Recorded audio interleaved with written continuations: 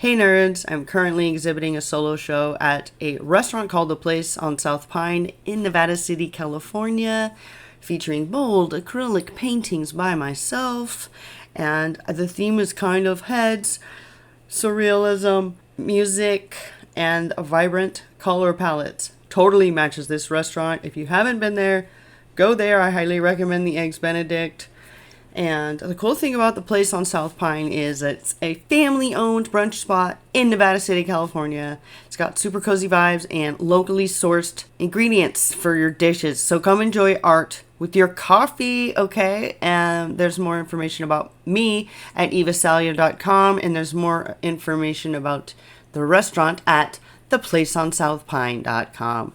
So please support both of us on the internet. Thank you so much for supporting my email list, my YouTube channel, my art life. It means so much to me. It keeps me inspired. Say hi in the comments because I always respond back. Okay? Farewell, adieu, aloha, auf Wiedersehen, ahui ho.